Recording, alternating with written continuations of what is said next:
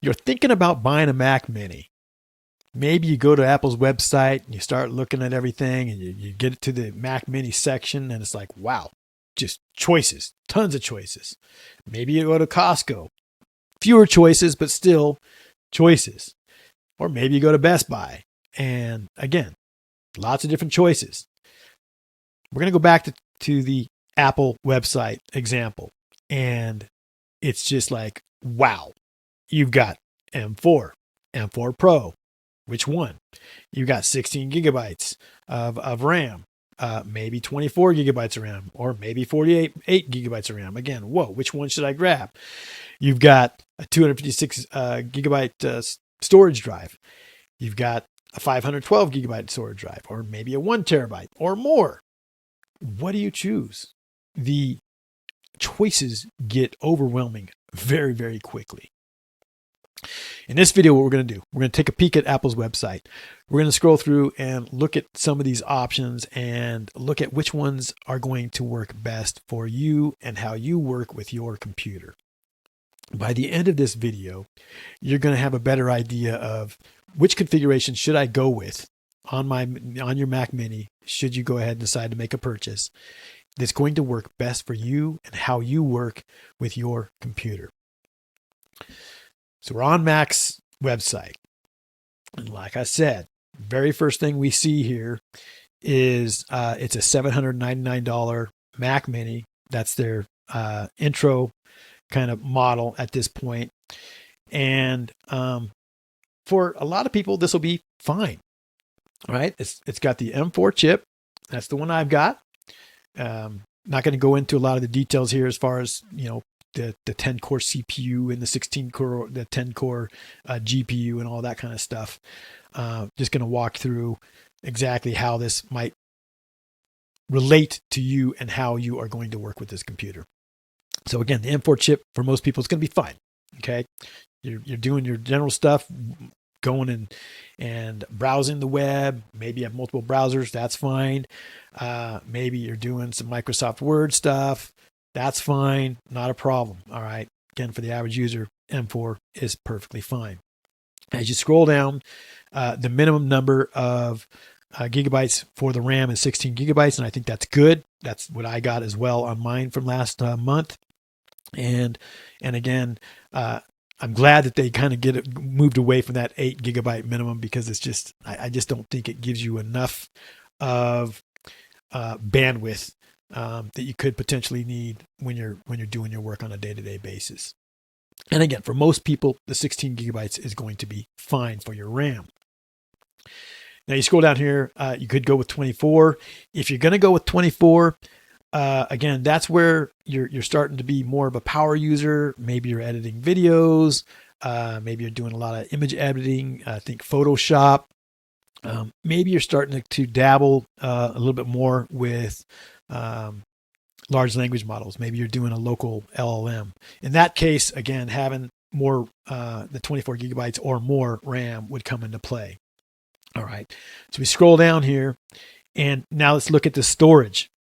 You got by default with the 799 intro Mac Mini, it's a 256 gigabyte hard drive. And again, your Apple operating system, your Mac OS, that's going to take up, 25 to 40 gigabytes. So you still got over 200 gigabytes for all your software you might install and any files that you might be saving. And I think for, again, an average user, this is probably fine. You'll want to stop and go and check your My Documents folder if you're a Windows user and you're thinking about going to Mac Mini, and just see how big is that folder. Do a properties. It's going to tell you a right click to properties. It's going to tell you how much space you're using. A lot of people that I work with, when they call me and say, hey, I need help with my computer, they usually only have 10 to 15 gigabytes, if that, in their My Documents. And so again, looking at that person would have no problem at all with a 256 gigabyte hard drive on a Mac Mini. For me, my Documents is using up 270 gigabytes right now on my Windows computer. So this 256 gigabytes would not be big enough for me if I was using this as my regular computer. All right. So that kind of gives you an idea of should you go with that 256 gigabyte or the 512.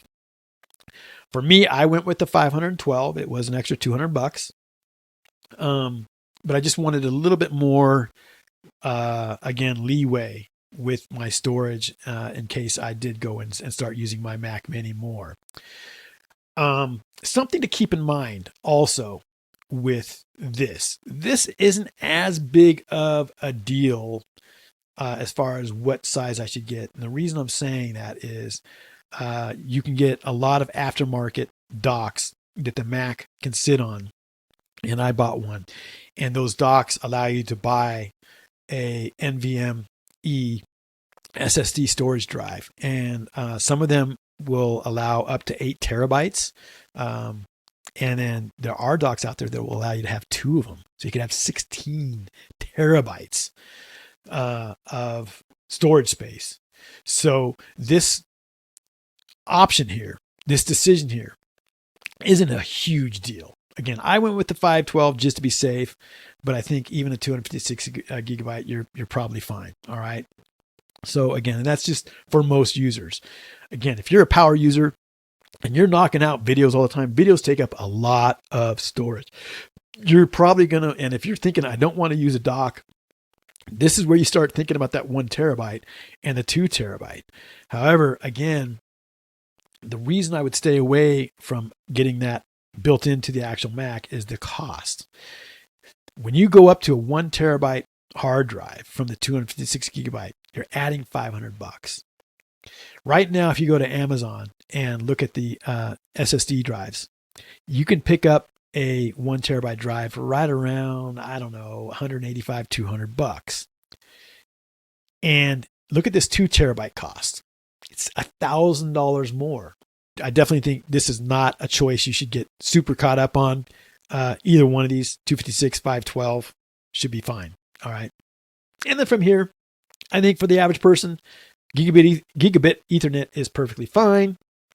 Again, you're doing some smoking hot stuff.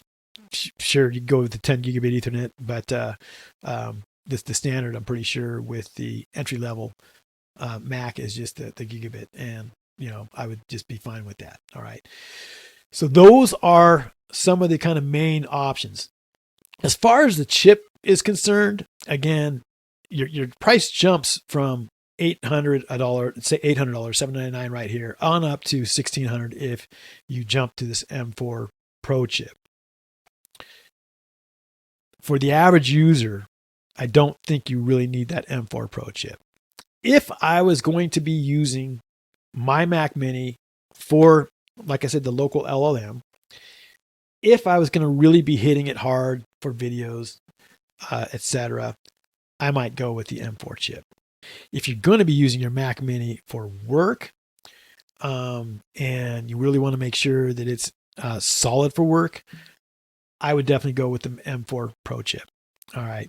And again, that jumps up and gives you a few more different options as far as if you wanted to go with the 14-core CPU, 20-core GPU. Again, you're now getting, you've actually gone here, you've jumped from a 10-core CPU, 10-core GPU to a 12-core CPU, 16-core GPU. So you're getting a little bit more graphics power and computing power with this M4 chip. And again, if you wanted to get even more power, that's where you start adding things like this $200 14-core CPU, 20-core GPU. But again, that's if you're really hitting your Mac Mini hard and doing a lot of hardcore stuff like the video editing, image editing, and again, working with those local LLMs. All right. So there you go. I think that's going to give you a general idea of which Mac Mini is best for you. I'm Sean, the Tech Gremlin Warrior. Thank you for watching.